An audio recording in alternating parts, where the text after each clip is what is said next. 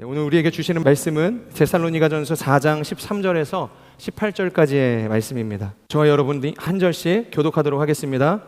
형제들이여, 이제 우리는 여러분이 잠든 사람들에 대해 알지 못하기를 원하지 않습니다.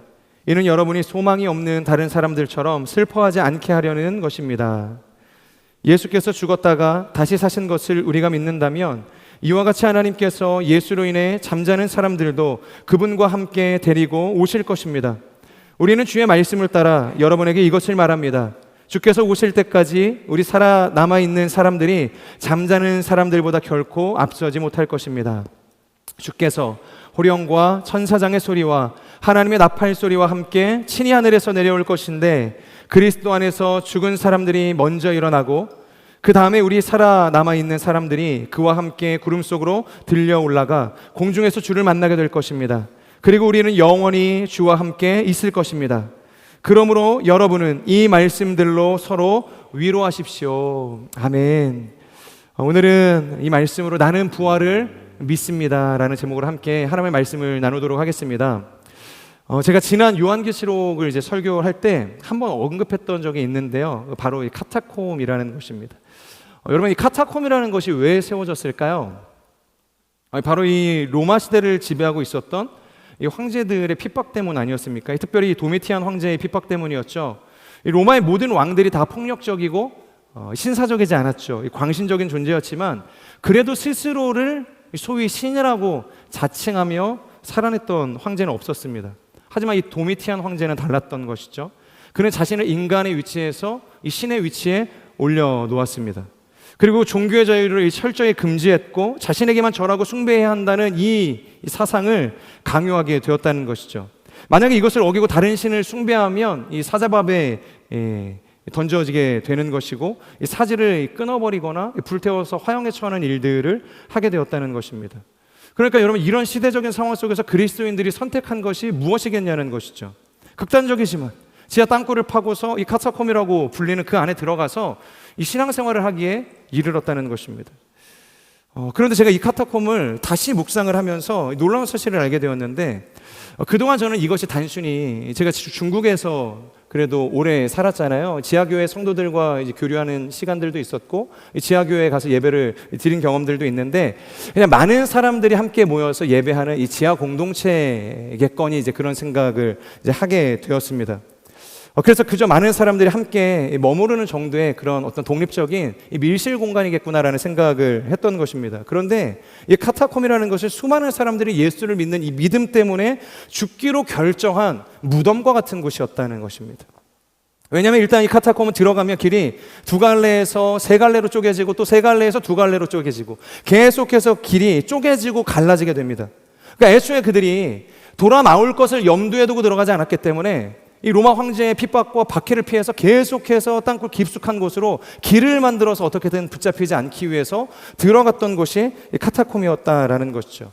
그러니까 나중에 다시 밖으로 돌아 나가고 싶어도 지도를 만들고 이곳이 어떻게 세워졌는지, 이 미로가 이어졌는지를 알 수가 없기 때문에 나올 수 없는 일들이 일어나게 된 것이죠. 지금까지 발견된 카타콤이 총 60여 개라고 이야기합니다. 그런데 이 카타콤의 총 길이를 합치면 얼마나 되냐면 무려 872km가 된답니다. 그러니까 서울에서 부산까지가 430km니까 무려 왕복으로 갈 수 있을 정도의 이 길이, 그것을 이 카타콤이었다는 것이죠. 게다가 그들은 하루 종일 이 지하 땅굴에서만 생활을 할 수밖에 없다 보니까 이 햇빛을 전혀 볼 수 없지 않았겠습니까? 그러니까 자연스럽게 면역력이 떨어지는 것이죠. 그러니까 너무 사소한 감기나 이 몸에 나는 이 생채기에도 죽음에 이를 수 있는 상황들이 일어나게 되었다는 것입니다. 그래서 이 카타콤의 평균 성도들의 수명은 30을 넘기지 못했다는 것이죠. 그래서 나중에 발견된 카타콤 내부를 보면 작은 단지 같은 것들이 수많은 이 벽들을 이루어서 세워진 것들을 보게 되어지는데, 여러분, 그게 무엇이었을까요? 그것은 그곳에서 30이 채 되지 못하고 30을 혹은 넘기지 못하고 죽어갔던 성도들의 무덤이었다는 것이죠. 그런데 놀라운 것이 그 죽어간 성도들의 수가 50만을 훌쩍 넘기는 수였다는 것입니다.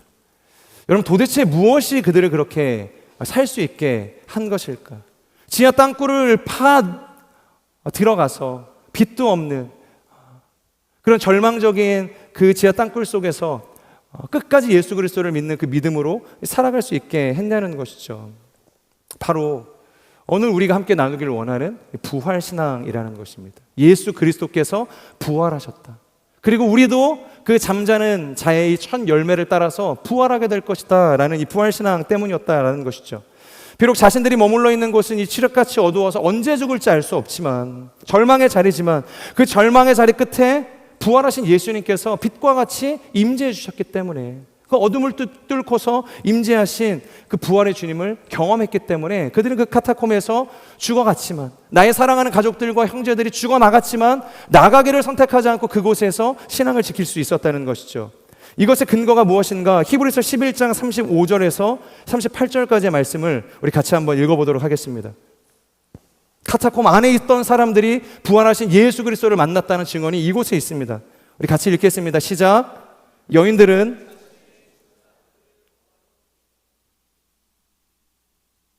고문을 당했지만 더 나은 삶으로 부활하기 위해 풀려나기를 원하지 않았습니다.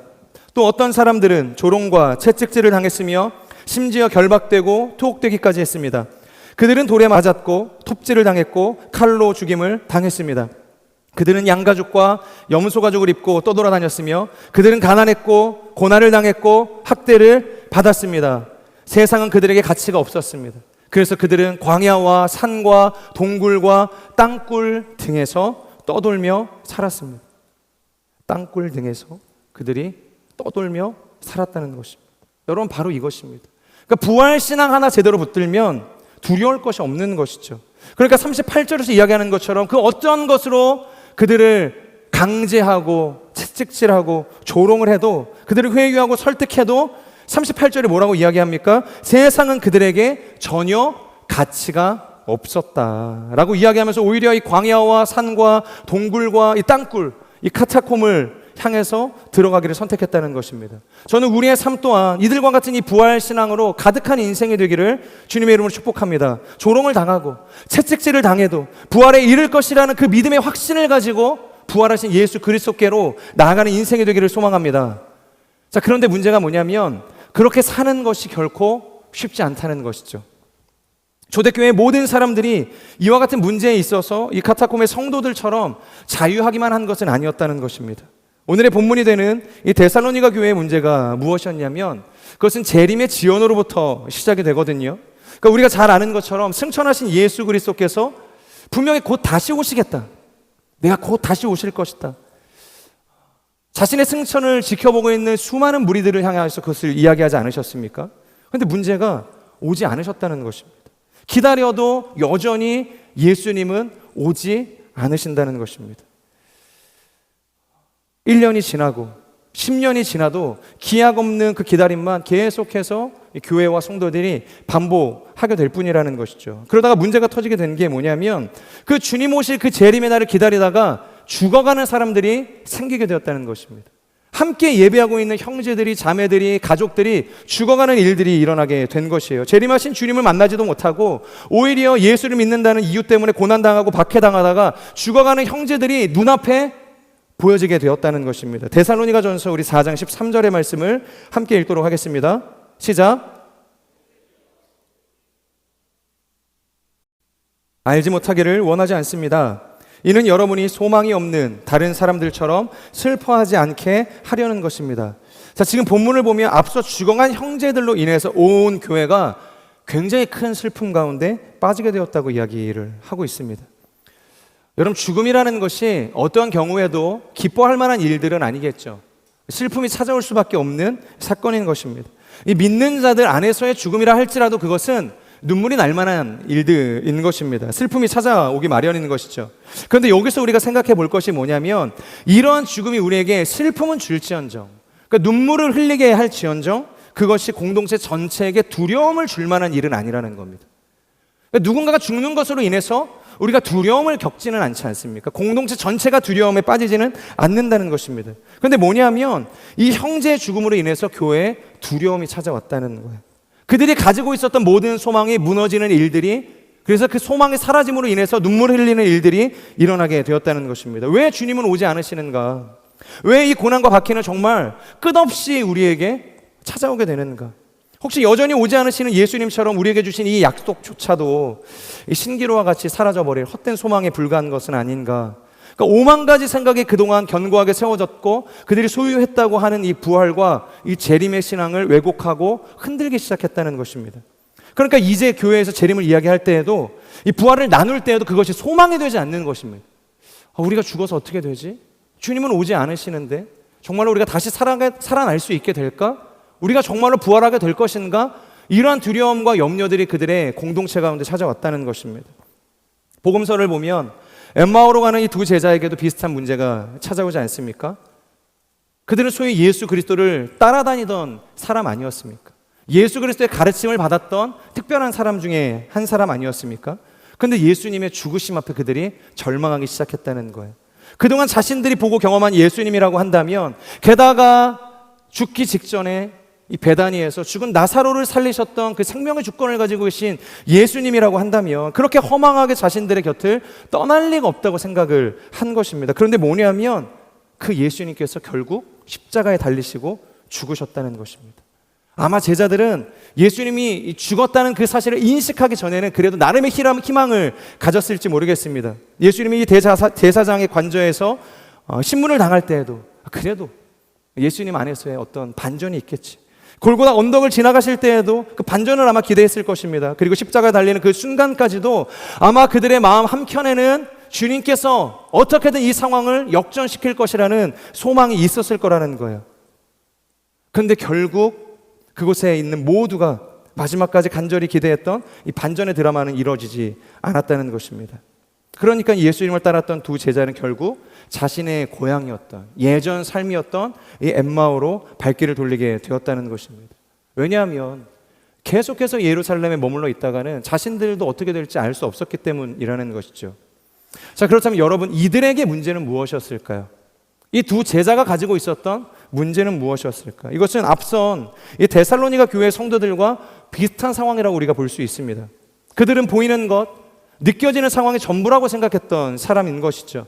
그들은 사람들의 이 선동과 이 선전에 있어서 자신의 믿음을 주장하기보다 그 사람들의 말이 참이지, 그러니까 내가 그동안 알고 있었던 것이 거짓이지, 그렇게 가지고 있었던 진리들이 무너졌던 사람들이었다는 것입니다.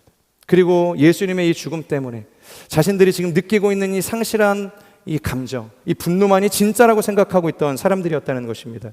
여러분, 무엇이 그들의 이 마음을 흔들어 놓았던 것일까? 비록 12제자에 속하지는 않았지만 그래도 나름 제자 아니었습니까? 마태복음 20장 40절에서 43절을 보면 그 대략적인 이 배경이 소개가 되어지는데 바로 그들이 절망하게 된 이유가 여기에 있는 것입니다. 40절을 보면 십자가에 달리신 예수 그리스도를 바라보면서 그렇게 이야기를 하는 것이죠. 성전을 헐고 3일 만에 짓겠다는 사람아.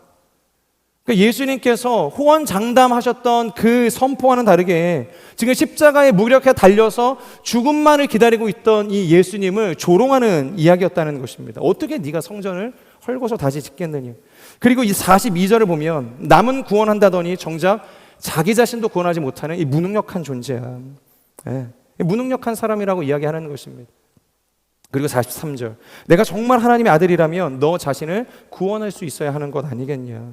설령 세상은 구원할 수 없다고 하더라도 너라도 구원할 수 있어야 되는 것 아니냐. 그 정도 능력은 있어야 되는 거 아니냐. 내가 하나님의 아들이라고 이야기하지 않았냐. 그러면서 예수님을 조롱하기 시작했다는 것입니다. 여러분은 어떻게 생각하시나요? 만약 내가 그들과 같이 이 1세기를 살아가고 있는 유대인이었다고 한다면, 예수를 따르던 제자들이었다고 한다면, 이런 예수님의 말씀과는 완전히 반대되어지는 이 현실의 결과 속에서 무엇을 선택할 수 있었을까요? 나는 그럼에도 불구하고 십자가에 달리신 예수 그리스도를 믿습니다. 그렇게 고백할 수 있을까요? 제자들 중에 한 사람도 남기지 않고 다 도망갔습니다. 누구도 예수님의 그 빈무덤을 지켰던 제자들이 없었다는 것입니다. 제가 종종 설교를 하면서 강조하는 것 중에 하나가 있습니다. 그것은 결국 신앙이라는 것이 해석의 싸움이라는 것이죠. 어떻게 해석을 하느냐가 우리의 신앙의 전부라고도 이야기할 수 있다는 거예요. 왜냐하면 이 왜곡된 해석은 왜곡되어진 결과를 만들어내기 때문인 것입니다. 성령님께서 우리 가운데 오셔서 우리를 조명하시는 이유는 우리가 온전한 해석을 할 수 있게 돕기 위해서 오시는 것과 같은 것이죠. 아까 나누었던 우리 마태복음 20장 40절의 말씀을 한번 돌아가 보도록 하겠습니다. 성전을 헐고 3일 만에 다시 짓겠다는 사람아. 여러분, 예수님께서 애초에 말씀하셨던 이 허물어질 성전이라는 것이 무엇이었습니까? 정말로 눈에 보이는 이 솔로몬의 성전 이후에 지어진 제2성전, 그리고 그것을 대대적으로 증축했던 이 헤롯 성전을 이야기하는 것입니까? 그렇지 않죠. 눈에 보이는 성전이 아니라 보이지 않는 성전, 예수님의 몸을 이야기하는 것이었죠. 그러니까 십자가에 달리시고 그 성전된 주님이 허물어지지 않으셨습니까? 그렇다고 한다면 주님의 그 말씀은 참이라는 것입니다. 자, 그리고 42절, 남을 구원한다더니 정작 자기 자신도 구원하지 못하는 사람아. 여러분, 이 말씀 역시 자기 자신의 생명을 포기해서 누구를 살리셨죠? 그분을 구주로 믿는 모든 사람들을 살리시는 능력이 되었다는 것입니다. 온 인류를 향한 구원을 완성하신 사건이었다는 것이에요. 그렇기 때문에 이것도 결국 참이라는 것이죠. 마지막 43절, 내가 정말 하나님의 아들이라면 너 자신을 구원할 수 있어야 되는 것 아니냐. 남은 다 살려놓고 예수님 혼자 죽음 가운데, 저주 가운데 묻히셨나요? 아니죠. 예수님은 죽으신 지 사흘 만에 부활하셔서 다시 사신 분이셨다라는 거예요. 결국 이마저도 완벽하게 성취가 되었다는 것이에요. 여러분, 예수님은 언제나 자신이 내뱉은 말씀에 대해서 성취를 통해서 그것을 증명하시는 삶을 사셨습니다. 하나님의 말씀은 1.1획도 떨어짐 없이 예수님의 삶을 통해서 완성이 되었다는 것이에요. 그런데 문제가 뭐냐면 그것을 바라보는 우리의 문제라는 것입니다. 우리의 감정의 문제라는 것이죠. 내가 느끼고 바라보는 것이 언제나 참이라고 여기는 우리의 그릇된 확신이 문제가 된다는 것입니다. 그렇다면 여러분, 우리의 삶에 정말로 회복되어져야 하는 것, 우리가 정말로 얻어야 하는 것이 무엇인가? 그것은 십자가에 대한 바른 해석인 것입니다. 부활에 대한 올바른 해석이라는 것이죠. 그런데 그 해석이라는 것이 어려운 것은 아닙니다. 공부를 통해서 어렵게 우리가 획득할 수 있는 것이 아니라는 것이죠. 예전에 한 목사님이 자신의 페이스북에 이런 글을 올리셨습니다. 글의 제목은 보고 그대로 믿는 것이었습니다. 제가 읽어드리겠습니다. 말로만 듣던 낙타고기를 보았습니다. 처음에 본 것이니 먹어본 적이 당연히 없죠. 낙타고기 맛도 모릅니다. 눈앞에 있는 고기가 진짜 낙타고기인지 확인할 길은 없습니다. 그럼에도 전혀 의심하지 않습니다. 저는 낙타고기라 읽고 낙타고기라 믿습니다.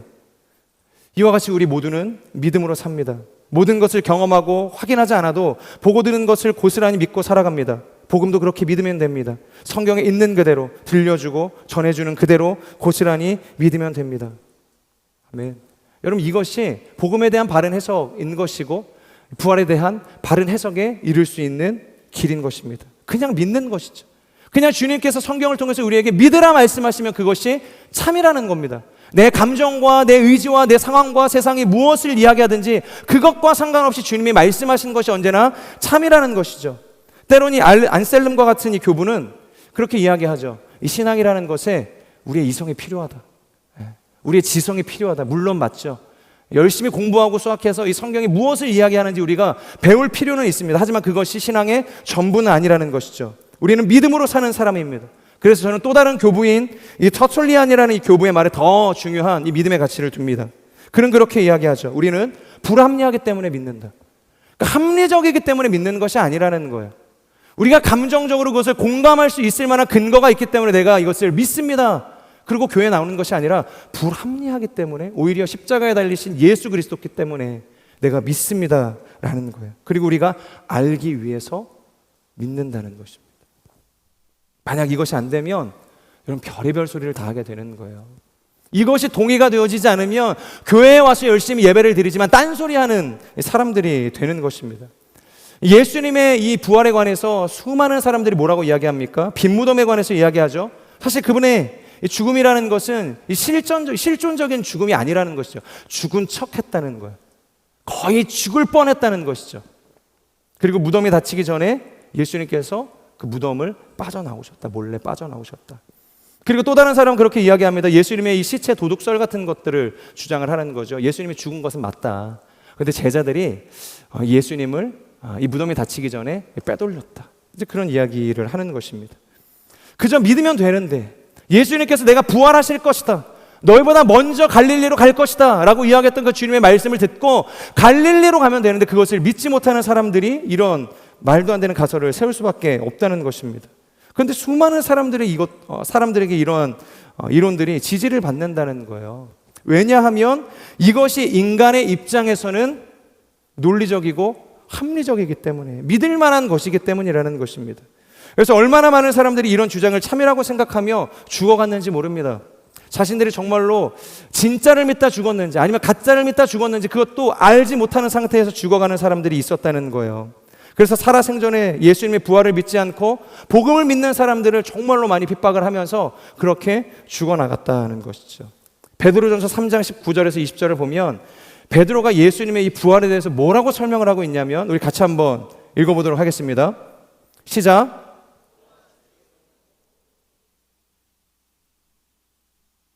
그들은 전에 노아가 방주를 예비하는 동안 하나님께서 오래 참고 기다리실 때 끝내 불순종했던 사람들입니다. 물론 심판하실 때 구원받은 사람이 적으니 단 8명 뿐이었습니다. 뭐라고 이야기하냐면, 이것은 어찌 보면 예수 그리스도의 그 죽음 이후 사흘간 무엇을 하셨는가에 대한 이 단서가 되는 본문이기도 한데요. 19절을 보면 예수께서 옥에 갇혀 있는 자들에게 가셨다, 그리고 그들에게 선포하셨다고 이야기하죠. 여기서 이 선포하다라는 이 헬라어 단어는 케루소라는 단어가 사용이 되어지는데요. 이것은 보통 우리가 설교할 때 그가 설교하다, 뭔가 이 전도하다, 선교한다라는 이 표현을 사용할 때 이 케루소라는 헬라어 단어를 사용을 한다는 것이죠. 그래서 천주교는 이것을 그렇게 번역을 해서 연옥 교리의 지지구절로 이것을 삼기도 합니다. 그러니까 이 땅에서 구원받지 못한 사람들이 바로 지옥을 가는 것이 아니라 이곳으로 가서 생전에 알지 못했던 이 복음의 말씀, 그것을 듣는다는 거예요. 그러면 제2의 기회가 그들에게 주어진다고 이야기를 하는 것이죠. 자, 그런데요, 여기서 이야기하는 이 케루소라는 단어는 설교한다라는 단어가 아니라는 겁니다. 선교한다라는 의미가 아니라는 거예요. 바로 선포하다라는 거예요. 그래서 우리말 성경이 이것을 정말로 잘 번역했습니다. 선포하다라는 것이죠. 이것은 지옥에 있는 자들에게 기회를 주기 위해서 예수님께서 그곳에 복음을 전하셨다, 이제 그것을 이야기하는 것이 아니라 예수님께서 이 땅에서 예고하신 대로 십자가에 달려 죽게 되었고 그리고 다시 살게 되었다, 나는 살아나게 될 것이다, 그것을 예수님께서 가셔서 선포하셨다는 거예요. 그래서 20절을 보면 방주 비유를 하는 것입니다. 그들이 120년의 시간 동안 얼마나 복음을 무시했습니까? 하나님께서 심판하실 것이다, 비가 올 것이다 이야기했던 그 노아의 말을 멸시하면서 그를 비방하죠. 그래서 이 120년의 시간 동안 방주를 만드는 이 노아에게 얼마나 조롱을 했겠습니까? 그런데 실제로 120년이 지난 이후 하나님께서 비를 내리셨다는 거예요. 그리고 방주를 지었던 이 노아의 가족 8명만이 고작 구원을 얻게 되었다는 것이죠. 즉 이 땅에서 구원의 복음, 이 심판과 부활이 없다고 이야기하는 사람들도 똑같은 결론을 맞이하게 될 것이라는 거예요. 결국 주님은 참이었고 승리하셨고 부활하셨다는 거예요. 지옥에 가서나 그것을 확인하게 될 것이라고 이야기를 하는 것입니다. 이와 같은 맥락으로 오늘의 본문을 다시 한번 우리가 살펴보면, 그렇기 때문에 죽음으로 인해서 우리가 슬퍼할 일이 없다는 거예요. 눈물 흘릴 일이 없다는 것입니다. 왜 절망하고 있냐고 묻는 것입니다. 왜 세상에 아무런 소망이 없다고 말하는 사람처럼 너희가 슬퍼하고 있냐, 그렇게 반문하고 있다는 것이죠. 그리고 뭐라고 이야기하십니까? 예수께서 부활하신 것처럼 그들도 부활하게 될 것이다. 바로 주님께서 다시 오실 그 재림의 때 그들도 부활의 열매에 참여하게 될 것이다. 지금 믿음을 갖고 있는 너희뿐만이 아니라 예수 그리스도를 믿는 그 믿음으로 먼저 죽어간 이들도 다 되살림을 받게 되어서 그들도 부활에 이르게 될 것이다 이야기하는 것이죠. 그것이 16절에서 17절의 말씀입니다. 우리 같이 한번 읽겠습니다. 시작. 주께서 호령과 천사장의 소리와 신이 하늘에서 내려올 것인데 그리스도 안에서 죽은 사람들이 먼저 일어나고 그 다음에 우리 살아남아 있는 사람들이 그와 함께 구름 속으로 들려 올라가 공중에서 주를 만나게 될 것입니다. 그리고 우리는 영원히 주와 함께 있을 것입니다. 자, 뭐라고 이야기합니까? 주님의 재림은 반드시 일어난다는 것이죠. 그리고 그 주님이 재림하실 때 어떤 일이 일어나냐면 바로 먼저 죽어간 사람들이 부활하게 될 것이라는 거예요. 그러니까 이 시대의 믿음을 가지고 살아가는 성도뿐만이 아니라 이미 흙이 되어 사라진 믿음의 선조들마저 다 일어나게 되어서 생명을 얻는 이 부활에 참여하게 될 것이라는 것입니다. 그들이 그렇게 눈물을 흘리고 떠나보냈던, 그래서 그로 인해 절망하게 만들었던 바로 그 사랑하는 형제들도 가족들도 나의 교우들도 결국에는 다시 살아나게 될 그날이 오게 될 것이라는 거예요. 그러니까 4장을 마무리하면서 18절에 뭐라고 이야기하냐면 이것을 믿으라. 이 말씀을 통해 서로 너희가 위로하라고 이야기하는 거예요. 이 말씀이 참이니 부활은 이루어질 것이기 때문에 흔들리지 말라는 것입니다. 절망하지 말라는 겁니다. 그러니까 눈물 흘리지 말라는 거예요. 이 부활에 대한 소망을 가지고 흔들리는 우리의 신앙을 다잡으라고 지금 이야기하는 것입니다. 이 찰스 러셀이라는 이 여호와의 증인의 이 창시자는 원래 독실한 이 장로교 출신의 자녀였다고 합니다. 근데 어느 날 그가 이 기독교에서 말하는 이 지옥교리, 이 설교 강단에서 지옥 이야기를 하는 거예요. 그날 그가 큰 충격을 받게 됩니다. 왜냐하면 자신은 아직 구원에 대한 확신이 없거든요. 나는 오늘 당장 죽게 되면은 천국 갈 수 있습니까? 묻는데 그 설교자의 질문 앞에 본인이 아멘 이렇게 반응을 하기가 어려운 거예요. 그럼 어떻게 돼요? 오늘 내가 죽게 되면 나는 지옥에 떨어지게 되는 거고 나는 영원히 이 불못 가운데서 심판을 받게 되는 거예요. 그래서 그게 너무 두려운 겁니다. 그날 이후로 그가 교회를 박차고 교회를 떠나게 됩니다. 그리고 결국에는 그가 안식교에 귀의하게 돼요. 왜 안식교였냐면 안식교는 모든 영혼이 죽어서 잠든다고 이야기하거든요. 흙으로 돌아간다고 이야기하거든요. 그러니까 영혼은 잠을 자거나 결국에는 멸절되기 때문에 그 영혼의 존재는 완전히 무로 사라지기 때문에 기독교에서 말하는 이 지옥의 교리와 같이 고통당하지 않을 수 있다는 이 안식교의 이 교리가 너무 매력적으로 다가왔던 거예요. 러셀은 거기에서 위안을 얻게 됩니다. 거기에서 위안을 얻게 돼요. 그리고 그것에서 오랜 시간을 배우게 됩니다. 자, 그런데 여러분, 지옥이 없다는 것이 우리에게 위안이 됩니까? 우리가 지옥에 가지 않기 위해서, 고통당하지 않기 위해서 신앙생활을 합니까? 그냥 우리가 신앙생활 안 하다가 뭐 우리의 영혼이 하나님이 원하시는 커트라인에 도달하지 못해서 오케이 너는 그냥 잠들어라, 그냥 너의 영혼은 내가 멸절할게, 그래서 우리의 존재가 사라지면 그것으로 여러분 만족하시겠어요? 그것이 우리의 신앙의 전부입니까? 고통만 피할 수 있다면 흙으로 돌아가도 우리는 만족할 수 있냐는 것이죠. 결국 우리의 신앙이라는 것은 베드로전서 1장 9절에서 말하는 것처럼 곧 우리의 구원이라는 것입니다. 그리고 이 구원은 곧 우리의 부활을 이야기하는 것이죠. 믿음의 결국은 곧 구원이라. 부활이에요. 여러분, 우리가 믿음 생활하는 이유, 우리가 신앙을 향해서 이렇게 전진하며 달려가는 이유는 구원받기 위해서라는 겁니다. 부활하기 위해서라는 거예요. 만약 이곳에 있는 분들 중에서 내가 구원받을 수 없다고 한다면, 이 구원이라는 것이 부활에 이르는 것이 아니라고 한다면, 여러분 이곳에서 예배드릴 분이 계십니까? 이곳에 계속해서 머물러 계실 분이 계세요? 그냥 나는 이 예수님의 가르침이 세상과 다르게 너무 좋고 매력적이고 감동적이어서 그래서 나는 신앙생활을 하는 거야, 고상하다 여기기 때문에 부활이 없을지라도 나는 계속해서 그리스도인으로 살아갈 것을 결정할 거야, 그럴 수 있는 분이 계십니까? 그럴 수 없다는 것입니다. 왜냐하면 고린도전서 15장 13절 14절에서 말하는 것처럼 구원이 없다면, 부활이 없다면 우리의 전하는 것도 우리의 믿음도 다 헛것이기 때문입니다. 쓸데없는 짓 하고 있는 거예요.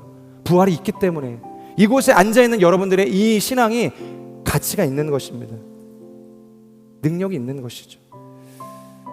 사랑하는 여러분, 우리가 평생 붙들어야 할 소망이 있다면 그것이 무엇일까? 무엇이 우리의 모든 불안과 두려움을 건져내고 위로를 줄 수 있겠습니까? 그것은 바로 부활이라는 겁니다. 우리도 주님과 같이 그 재림의 날에 부활하게 될 것이라는 그 믿음만이 우리의 이 흔들리는 마음을 위로할 수 있다는 것입니다. 저는 우리의 삶이 다른 것을 다 놓쳐도 평생 이 부활신앙 하나만큼은 절대로 놓치지 않고 이 카사콤의 성도들과 같이 날마다 부활을 살아내며 마침내는 이 부활에 이를 수 있는 거룩한 인생이 되기를 주님의 이름으로 축복합니다. 아멘. 우리 같이 한번 기도하도록 하겠습니다. 하나님,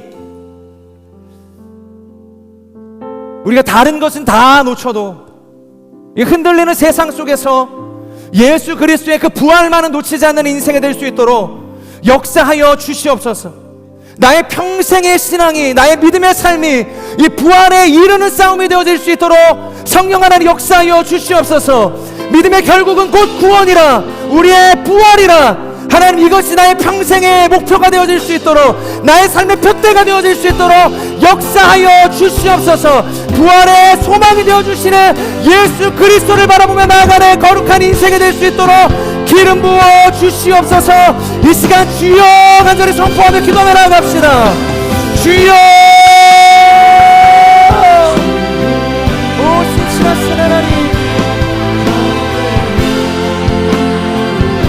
우리가 바라보며 나아갑니다. 믿음의 주여, 부활하신 예수 그리스도를 바라보며 나아가는 하나님의 사람들이 되게 하여 주시옵소서. 그 부활에 참여하는 거룩한 인생이 될 수 있도록 인도하여 주시옵소서. 세상 사람들의 소리와 세상이 말하는 것 같이 우리의 생각과 우리의 마음이 하나님 흠몰되지 않게 하여 주시옵소서. 주님께서 말씀하신 이 진리의 말씀을 우리가 참으로 믿고 붙들고 하나님 믿음으로 선포하며 그 부활에 이르기까지 달려가는 인생이 될 수 있도록 역사하여 주시옵소서. 오 주님, 이곳에 그 부활의 주님 임재하여 주시옵소서. 연약하고 흔들리는 우리의 삶 가운데 부활하신 예수 그리스도께서 역사하소서. 주님,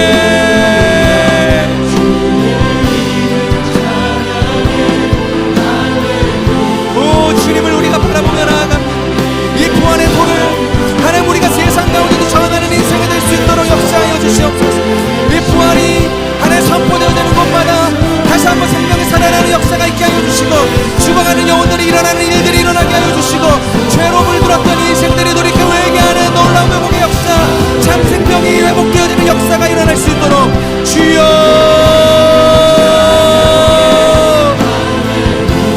역사하여 주시옵소서. 그 생명으로 가득한 나의 삶, 생명 충만한 나의 공동체, 부활로 물든 하나님의 세대가 일어나게 하여 주시옵소서. 신실하신 하나님, 주님이 부활하셨음을 우리가 온전히 믿으며 믿고 또 믿으며 부활을 살아내는 인생이 될 수 있도록 역사하여 주시옵소서. 이 땅에서도 그 거룩한 생명에 참여한 인생이 되지만 마침내는 주님 다시 오실 그 재림의 날 우리의 몸도 영혼도 부활하신 주님과 더불어서 다시 살게 되어지는, 그래서 공중으로 들려 올라가 하나님의 보좌 우편에 영원토록 거하게 되어지는 복된 삶이 되어질 수 있도록 기름 부어 주시옵소서. 부활이 없다고 말하는 인생들을 향하여서 참 부활이신 예수 그리스도를 전하는 인생 되게 하여 주시옵소서. 부활이 온전하지만 않다고 말하는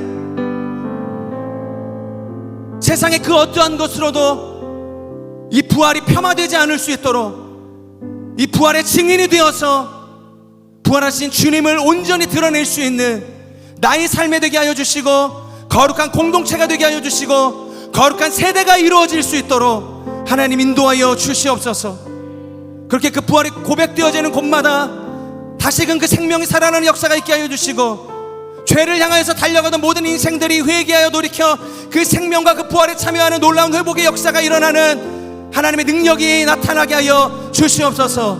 그렇게 함께 하실 주님을 찬양합니다. 부활이요 생명 되신 예수 그리스도의 이름으로 감사하며 기도합니다. 아멘. 우리 다시 사신 주님 앞에 우리 감사와 큰 영광의 박수 올려드리겠습니다. 아멘.